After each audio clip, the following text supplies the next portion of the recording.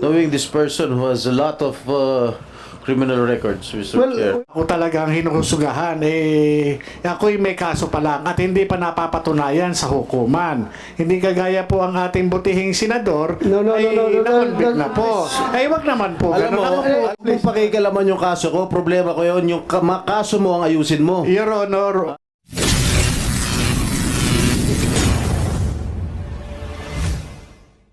Mr. Chair, off topic.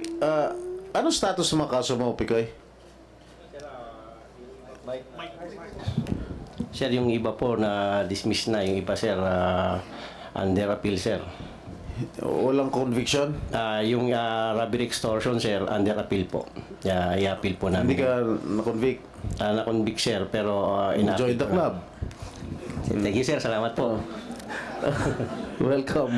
Thank you sir. Mr. Enriquez, ano ba Yes, yung Mr. Chair. conversation ninyong dalawa?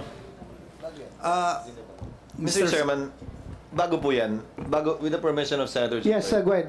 we just saw a video which Mr. Morales took from his own recording of the CCTV Recording in in his house. progress. Would that be correct, sir? yes, Your Honor. Putol po eh. Sino po nag-edit? Yun po yung downloaded po doon Hindi sa po, dito po putol sa po eh. Hindi pa naman sila nag-goodbye sa isa't isa eh. Wala na eh. yun po nag-automatic po yung Your Honor dito sa memory sa cellphone, Your Honor. Eh, nasan po yung kabuuan? Ang hirap naman po magpresenta tayo ng video na pinutol lang po sa gusto nating iputol doon. O nagkataong yun ang sabi ng cellphone. Kabuuang video po, nasan po? Nandito po sa cellphone, Your Honor. Pakisubmit po sa komite, Mr. Chairman, if you may. Yes, and please number submit two, to this committee the unedited recording of your Yes. CCTV. Your Honor. and number Yung- two, sino po naglagay ng mga dialogue? Bali, nagpatulong po ako Sino nga po? sa pamangkin ko po. So kayo na lang po ang nag-supply ng mga nakasulat doon. Hindi naman po yan AI na lumalabas doon sa CCTV nyo na yung sinasabi ay lumalabas. Hindi naman po, Your Honor. So interpretasyon nyo na lang po yun, yung mga nakasulat doon. Based po doon sa Sa sinasabi po. pagkakarinig nyo. Opo. Apo. Thank you, Thank Mr. you, Chairman. thank you. At yun naman po, bali, kinonfirm naman po nung Yes. kaibigan ko, si Mr. Romeo Enriquez po. Unang tanong, bakit nandoon siya sa bahay mo? Si Mr. Romeo Enriquez. Bumisita lang po siya na bilang kaibigan at may dalang candy. Yun lang. Apo. kasi nga po, napanood niya po ako noong April 30. Napanood po niya ako doon yung sa nagkaroon po ng Senate hearing noon April 30, kinabukasan May 1. May 1. At napadaan lang siya sa bahay. Ngayon, nung nag-uusap kami, nagkukwentuhan kami patungkol dito sa Senate investigation, ang sabi niya, tumatawag sa kanya itong Eric Santiago na sabi niya, kilala mo naman yun. Oh, sabi ko, kilala ko yung taga Napolcom. Do you think kasama yun sa plano niya pagpunta sa bahay mo na mag-uusap sila or coincidental lang na tumawag si Santiago? Hindi ko po alam kung meron na silang previous na pag-uusap o ano man po. Basta Kaya yun nga, po. that very important na i-submit mo to this committee yung unedited recording para kailangan natin yun. Yes, Your Honor. Mr. Chair, how Yes. can we be sure if the video that is going to be presented before the committee is totally unedited? We will Knowing this person who has a lot of criminal records, Mr. Chair. we will seek the expertise of the PNP Anti-Cybercrime Group. Alam nila yan kung yan ay pinagputol-putol o unedited yan. So, yung buong recordings mo, okay lang sa'yo kung papuntahin ko sa'yo yung PNP Cybercrime Group para to retrieve the recording. If it's okay with you. Your Honor, Your Honor, ay parang hindi naman po maganda yung sinasabi ni ni Senator Jinggoy Estrada patungkol sa akin. Para namang ako talagang hinuhusugahan, ako'y may kaso pa lang at hindi pa napapatunayan sa hukuman. Hindi kagaya po ang ating butihing senador, No. convict na po. Ay, wag naman po. Alam mo, Ganun. Ako po, alam mo, Your Mr. Honor. Morales, Hindi, alam mo, Mr. Senator Jingo, Morales, Senator Jingo, please, huwag mong pakikalaman yung kaso ko. Problema ko yun. Yung kaso mo ang ayusin mo. Your Honor, Ah? ang kaso ko po, Your Honor, hinaharap ko naman po. Please, At ako hindi dali, ko po order. Please, silence. Una, Mr. Morales, please do not question Senator Jinggoy dahil trabaho niya yan bilang senador at vice chairman ng committee na magtatanong sa iyo. Pero kung sinasabi mo na nasaktan ka dahil ikaw akusado ka pa lang, siya konbiktado na, tapos pinapalabas na masama ka, well, that's your opinion. Please, kasi insulting yan on the part of this committee. Hindi lang sa person ni Senator Jinggoy, pati ako as chairman, para bang harap-harapan, pinapahiya mo yung committee. Ako, I'm just advising you. Hindi ako galit sa'yo, just giving you a piece of advice. Si Senator Jinggoy ay nagpe-perform ng kanyang mandato as vice chairman of this committee. Kaya, expect mo lang rin na magalit siya kung sinabihan mong ganon. And we expect also na yung opinion mo na gano'n. Pero sana huwag tayo humantong sa personalan dito, ha. Mawawala tayo sa ating objective. Okay? Yes, Sir Honor.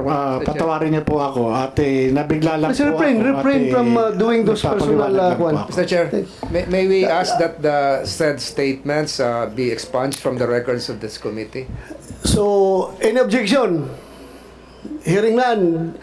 Kumsek, as ordered by the chair, you expunge those statements from the record of these proceedings. So ordered. You want to say something, Senator Jinggoy? Are we done with the gentlemen, si Mr. Santiago and Mr. Enriquez? Before I proceed with the question, Ganito, Your Honor?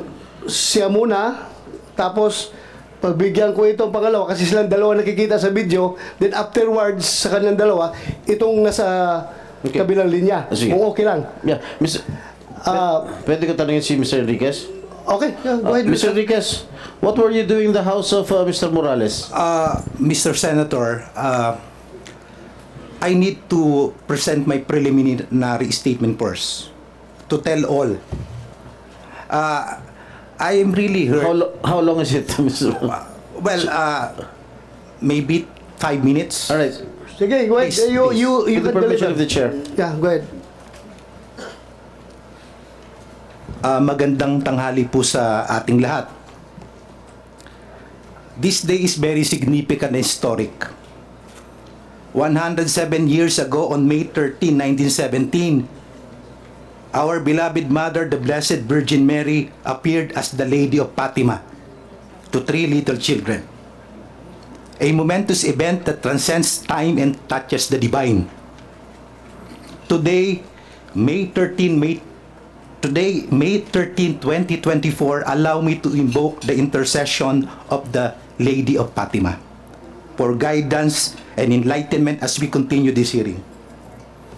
As a Marian devotee, I will speak no lies but only truth to your honor. I am here before you not only as a resource person, but as a bearer of a message equally rooted in truth and reverence. Mr. Senators, I am fully aware of the solemnity this occasion demands. Echoing the wise words of Senator Chis Escudero, during the last hearing, I affirm that everything I present will stem from personal knowledge and not hearsay. This testimony is my sacred pledge to truth, for truth is my master. Truth, like love and laughter, cannot be hidden. It cannot be suppressed and be hidden like the moon and the sun. Ang katotohanan ay hindi mapipigilan at maitatago tulad ng buwan at araw. During the May 7 Senate hearing, Morales mentioned in his testimony that his malapit na kaibigan, ako po yun, visited him on the day after the April 30 hearing. Para po sa kaalaman ng lahat, ako po ang siyang tinukoy na malapit na kaibigan ni Morales.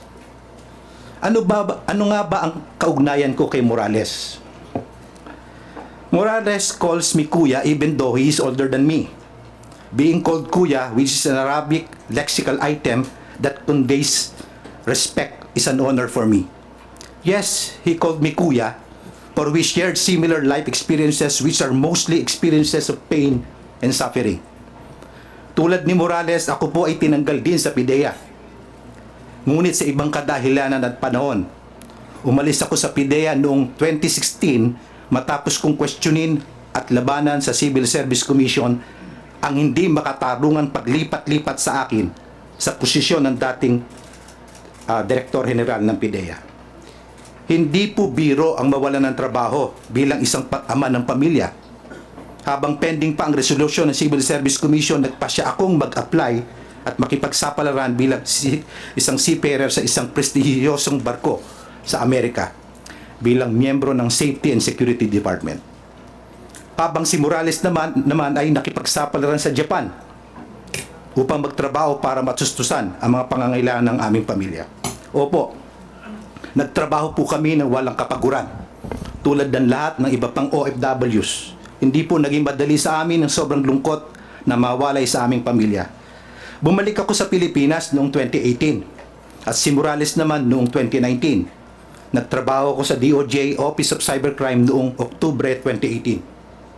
Matapos ang higit 4 na taong paghihintay, ako ay pinaburan ng Court of Appeals na naghatol na hindi makataruan ng ginawang reassignment sa akin ng dating Direktor General ng PIDEA, na siyang nagresulta sa illegal na dismissal sa akin. Kaya naman pinag-utos ng Court of Appeals na ibalik ako sa aking dating posisyon sa PIDEA kasama ng pagkakaloob ng aking back wages sa humigit kumulang 4 na milyon. Ang desisyon ay naging pinal at executory sa kautusan na rin ng Korte Suprema noong October 2019. Sa kabila ng kautusan ng hukuman na ibalik ako sa PIDEA, minarapat kong manatili sa DOJ Office of Cybercrime hanggang ngayong kasalukuyan. Dahil sa pareho naming karanasan sa PIDEA ni Morales, madalas kami nag-uusap upang talakayin ang mga balita tungkol sa PIDEA at ang aming mga dating trabaho. May mga pagkakataon rin na sumasangguni si Morales sa akin tungkol sa aspeto ng cybercrime at iba pang cybercrime-related topics. Sa maraming pagkakataon, nagpapalitan kami ng kaalaman o ideya sa mga bagay na patungkol sa dangerous drugs. Kung kaya naman ay hinimok ako ni Morales na sumama sa kanyang NGO, Anti-Drug Advocate Laban ng Pamilyang Pilipino, na akin naman pinaunlakan na may reservation sa aking limitadong oras. Ito nga marahil kung bakit itinurong ako ni Morales na isang malapit na kaibigan at nagpapasalamat po ako.